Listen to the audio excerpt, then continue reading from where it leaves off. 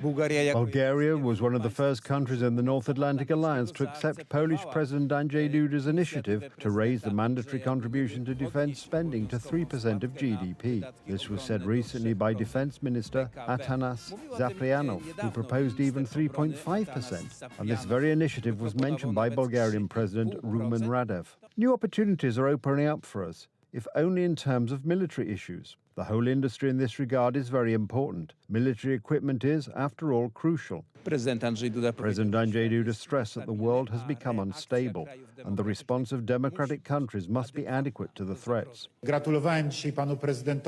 congratulated the President today on the fact that Bulgaria is among the countries that are fulfilling their commitments, currently binding us within the North Atlantic Alliance.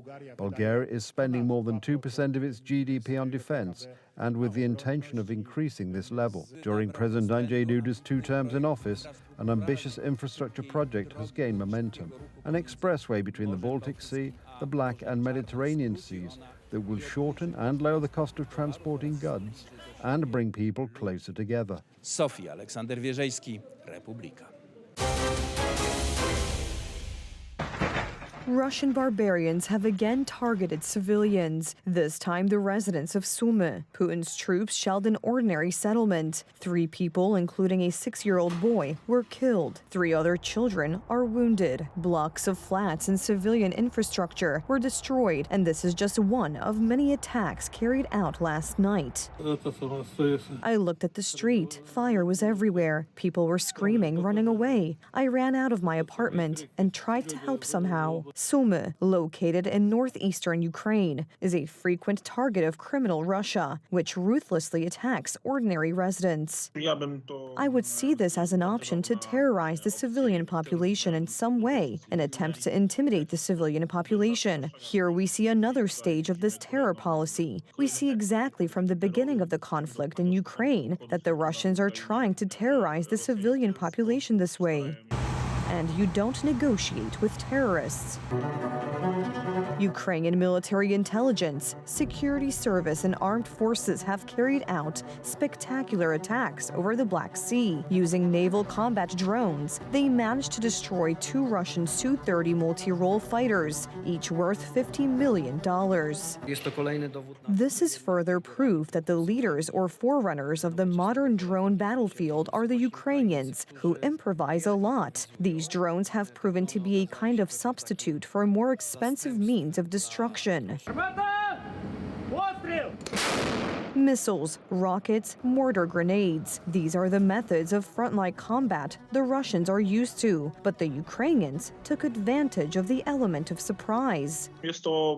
This is a very big novelty. The Ukrainians have been trying for a long time, working to combine unmanned drones with guided anti-aircraft missiles. They can cause a very unpleasant surprise for the Russians, namely launching anti-aircraft missiles. What is also important is that these are missiles guided by infrared and therefore by the heat generated by the aircraft. These types of fired missiles do not activate the warning systems of the aircraft. Previously, no one had eliminated enemy machines in such a way. This is another attack that confirms that the asset of the Ukrainian defense, first of all, are surprise attacks. And here I am talking about 2 assets. Firstly, the military intelligence of Ukraine performs on the territory of the Russian Federation or on the back of the front line, sometimes spectacular operations. And the second matter, drone warfare.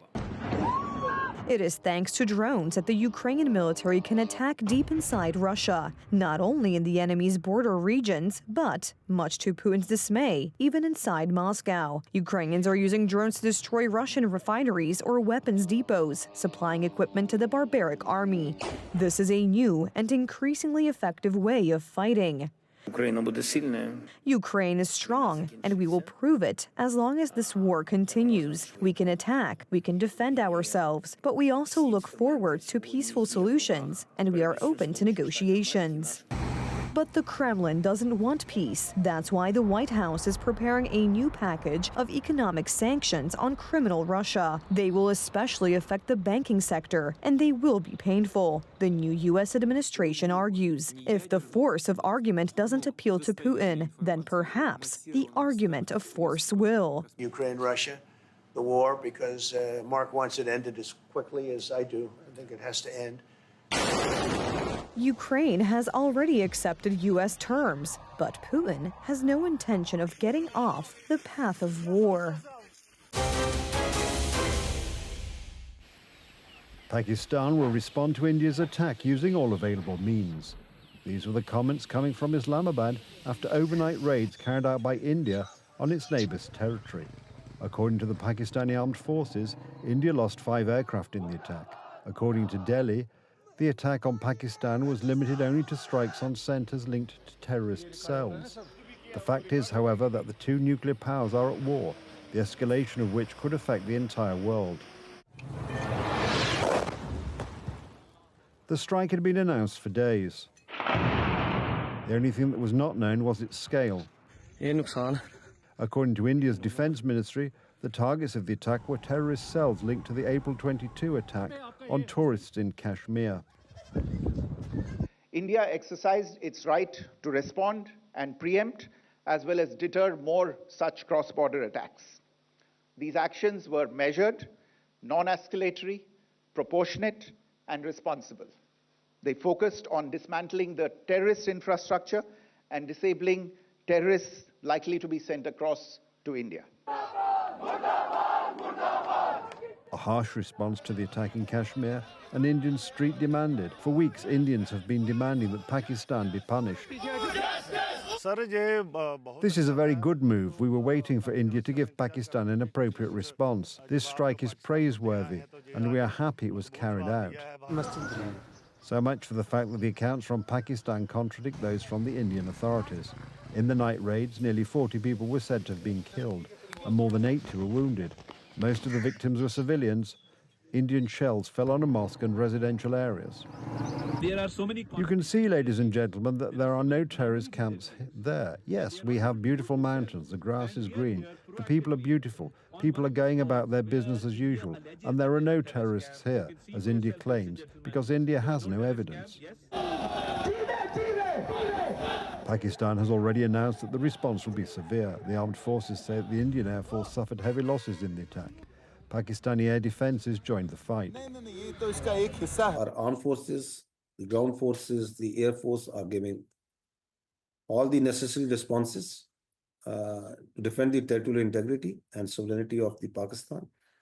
And so far, I can confirm you that 5 Indian aircrafts, including 3 Rafale, 1 Su-30 and 1 MiG-29 have been shot down. The international community is calling for restraint and a return to diplomacy.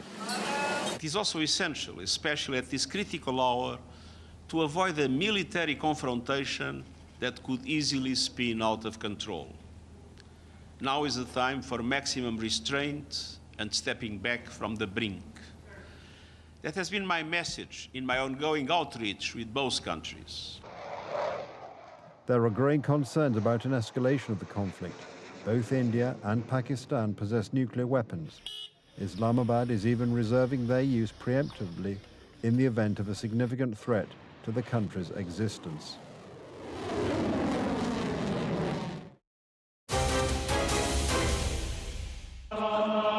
Refined over centuries, the conclave is a ritual for the election of the successor to St. Peter, which is different each time because the world situation and the challenges facing the church differ. In a solemn procession, the cardinal electors entered the Sistine Chapel. After taking an oath of secrecy about what happens during the voting, the historic command was given. Extra omnes. At this point, the doors to the Sistine Chapel were closed, and 133 cardinals from 71 countries proceeded to vote. Everything is done the same way, according to the same rules, according to the same archetypes. That is, the cardinals in red elect the Pope, and this is the unchanging part, including all the rituals that do not change. What is changeable is the discernment, that is, the cardinals choose someone for the times. They have the responsibility to choose someone who will be able to undertake the mission of the Church and the world now at this moment, based on the challenges of modern times around the world. The cardinals vote by writing their candidate's name by hand on a card. The votes, to be sure, are counted twice, and only then are the cards burned in the furnace. If the candidate gets a minimum of 2/3 support or 89 votes this time, then white smoke will appear.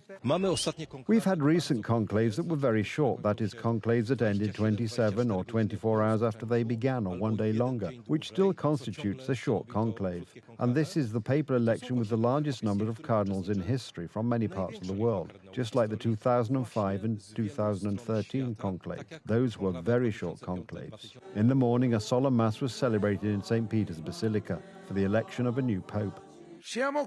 We are here to ask the help of the Holy Spirit, to implore his light and strength, so that the elected Pope will be the one the Church and humanity need at this difficult, complex and suffering moment in history. Secularization, the decline in vocations, the reform of the Roman Curia, the persecution of Christians, conflicts in Europe, the Middle East or Kashmir, or the situation of Catholics in China. These are just a small part of the challenges that the successor of St. Peter will face. We are waiting for the new Pope. We hope that he will be announced as soon as possible, for the sake of the whole world and peace. I look forward to a Pope like Pope Francis or Poland's Pope Wojtyla. People need freedom. I think it is better, however, to stay at the roots, not to follow like sheep running after the unimportant, which, however, in today's world is very popular, but not necessarily good in every field. I think it is worthwhile, however, to stay with the roots, with what was and what is most important, and from which we come, and from which it all began. The Vatican is already ready to welcome the new Pope. A cassock is waiting in the Sistine Chapel's Sacristy Room of Tears in 3 sizes just in case. And the balcony of St. Peter's Basilica, from where the Holy Father gave his first Urbi et Orbi blessing shortly after his election, has also been decorated.